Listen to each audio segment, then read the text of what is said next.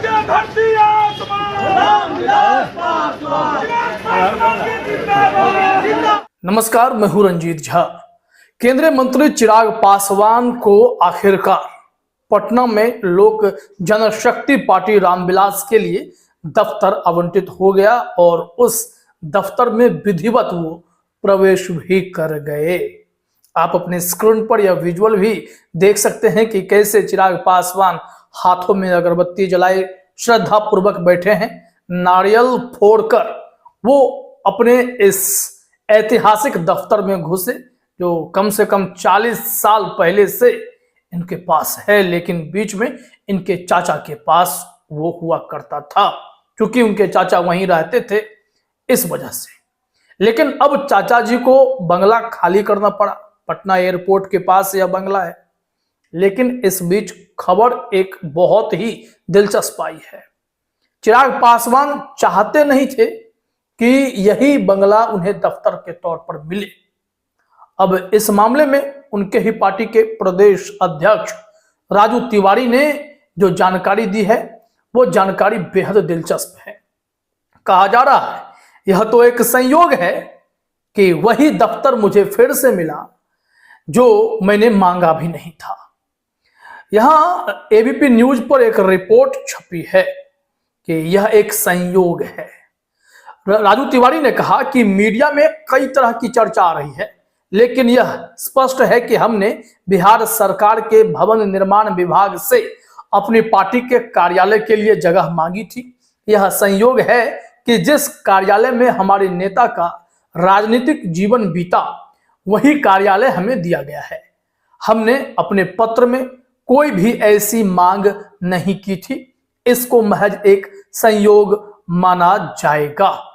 ये जो बयान है ये राजू तिवारी का जरूर है, लेकिन एक तरीके से चिराग पासवान पर नीतीश कुमार हो या फिर प्रधानमंत्री नरेंद्र मोदी हो, कितने मेहरबान हैं और कितनी उनकी पूछ अहमियत बढ़ी है वो आप राजू तिवारी के बयान से समझ सकते हैं। बिन मांगे मोती मिले, मांगे मिले ना भीख वाले जो पंक्तियां आप सुनते हैं वो यहां चरितार्थ हो जाती है। एक वक्त था जब चिराग पासवान को काफी संघर्ष करना पड़ा। पार्टी तोड़ दी गई, सांसद अलग हो गए और कुछ नहीं बचा चिराग के पास। फिर भी संघर्ष करके पार्टी को स्थापित किया और अपनी अहमियत इतनी बढ़ा ली कि ना तो मोदी जी उन्हें नजरअंदाज कर पाते हैं और खुद चिराग के हाथों नुकसान झेलने वाले नीतीश कुमार भी अब चिराग से बैर मोल लेना नहीं चाहते। इस वजह से लोजपा को यानी चिराग पासवान की पार्टी लोजपा रामविलास को वही दफ्तर मिला जिसमें उनके चाचा उनसे बगावत करके रह रहे थे, जबकि रामविलास पासवान के लिए वो बहुत कुछ मायने रखता था।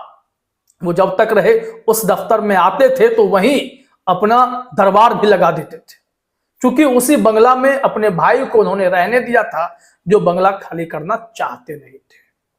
अब देखिए जब जश्न का माहौल बना, बंगला आवंटित हो गया क्योंकि भवन निर्माण विभाग ने पशुपति पारस को अल्टीमेटम दिया था कि आपको एनी हाउ यह बंगला खाली करना ही पड़ेगा क्योंकि लोजपा रामविलास को यह दफ्तर आवंटित किया जा रहा है। ऐसे में पारस ने हाथ पैर बहुत चलाए। उन्होंने नीतीश कुमार से मुलाकात की, बीजेपी के बड़े बड़े नेताओं से मुलाकात की, बावजूद इसके उन्हें कहीं राहत नहीं मिली तो तय समय से एक दिन पहले उन्होंने बंगला खाली करना ही मुनासिब समझा है। अब ऐसे में इस बंगला पर देखिए किस तरीके से जश्न मना, क्या क्या नारेबाजी हुई है, जरा आप यहां सुन लीजिए। जिंदाबाद जिंदाबाद, लोक जनशक्ति पार्टी रामविलास जिंदाबाद जिंदाबाद जिंदाबाद, रामविलास पासवान अमर रहे। तो देखा आपने किस तरीके से चिराग पासवान के स्वागत में और रामविलास पासवान की याद में वहां उद्घोष किए गए। और चिराग पासवान इस दफ्तर से इतने कनेक्टेड हैं, उन्हें जब यह मिला तो उन्होंने खुशी भी जाहिर की। उन्होंने कहा कि जितनी यादें मेरे पिताजी की इस बंगला से जुड़ी हुई हैं उतने ही यादें मेरे चाचा पशुपति पारस की भी इस बंगला से जुड़ी हुई है। लेकिन आज वो जिस स्थिति में है, जिस पोजीशन में है, उसके जिम्मेदार वही हैं। उन्होंने ही पार्टी को खोखला करने की कोशिश की, पार्टी तोड़ने की कोशिश की, लिहाजा अब वो इस सिचुएशन में है कि उन्हें यह घर खाली करना पड़ा है। अगर वो एकजुट रहते, साथ रहते, तो शायद ऐसी नौबत आती ही नहीं। चिराग पासवान जब वो दफ्तर निरीक्षण करने गए थे, इसको लेकर भी एबीपी न्यूज ने लिखा है कि केंद्रीय मंत्री चिराग पासवान को अपने पिता और चाचा का पुराना दफ्तर मिल गया। भवन निर्माण विभाग के जरिए भतीजे चिराग पासवान को चाचा पशुपति पारस से लेकर यह दफ्तर दिया गया है, जो कुछ दिन पहले तक राष्ट्रीय लोक जनशक्ति पार्टी का दफ्तर हुआ करता था। शुक्रवार को चिराग पासवान अपने पिता के इस पुराने दफ्तर का निरीक्षण करने पहुंचे थे। उन्होंने नारियल फोड़कर अपने नए दफ्तर में प्रवेश किया। इस दौरान लोजपा के कई कार्यकर्ता भी वहां मौजूद थे। चिराग पासवान की जो यह टाइमिंग है बेहद जबरदस्त है, क्योंकि आने वाले समय में बिहार में विधानसभा के चुनाव होने वाले हैं और झारखंड में भी चिराग पासवान ने अपनी जोरदार रैली से यह प्रदर्शित कर दिया है कि चतरा में तो जनार्दन पासवान, जो उनके पार्टी के उम्मीदवार हैं, वो जीत जाएंगे। क्योंकि इतना जनसैलाब का उमड़ पड़ना नरेंद्र मोदी को भी आश्चर्यचकित कर गया और नरेंद्र मोदी ने भी कहा है कि भारतीय जनता पार्टी के अलग अलग राज्यों में होने वाले बड़े बड़े रैलियों में चिराग पासवान को भी पोस्टर बॉय बनाया जाए।